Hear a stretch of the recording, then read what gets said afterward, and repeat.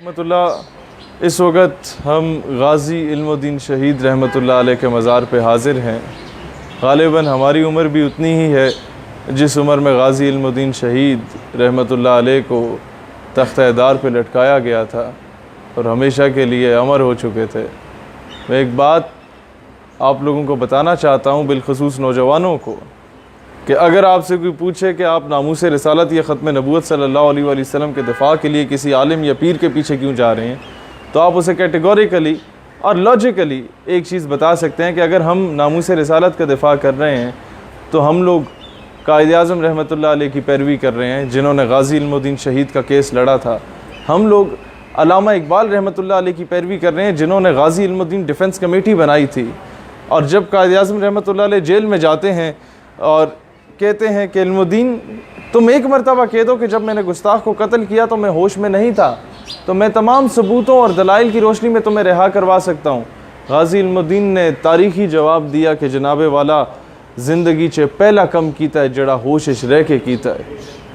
اور پھر کمرہ عدالت میں جاتے ہیں تو جج انگریز تھا، وہ کہتا ہے کہ علم الدین تم نے گستاخ کو قتل کر کے قانون ہاتھ میں لیا، تم نے توہین عدالت کی ہے۔ علم الدین جواب دیتے ہیں کہ جج صاحب جب آپ توہین عدالت برداشت نہیں کر سکتے تو مسلمان توہین رسالت برداشت کیسے کر سکتا ہے؟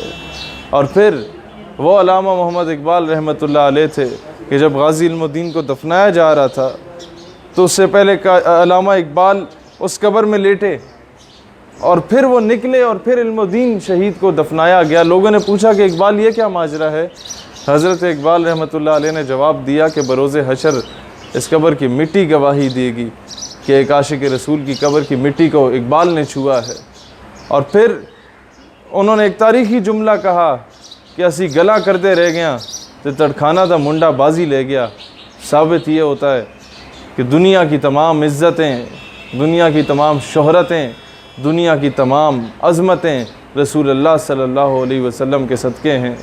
اور پھر کیا ثابت ہوتا ہے کہ پیر جماعت علی شاہ رحمۃ اللہ علیہ جیسے عظیم سید زادے نے غازی علم الدین کے قدموں کو چوما بوسہ دیا جب ان کی میت لے کے جا رہے تھے، تو لوگوں نے کہا کہ آپ تو سید ہیں، آپ تو پیر ہیں، آپ تو عالم ہیں، اور اس جوان کی آپ قدم بوسی کر رہے ہیں۔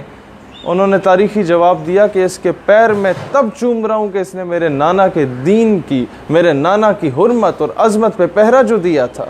تو اللہ تعالی ہم سب نوجوانوں کو غازی علم الدین شہید رحمۃ اللہ علیہ جیسا عشق، غازی علم الدین شہید جیسی تڑپ عطا کرے۔ اللہ اسلام اور پاکستان کا حامی و ناصر ہو۔ پاکستان پائندہ باد۔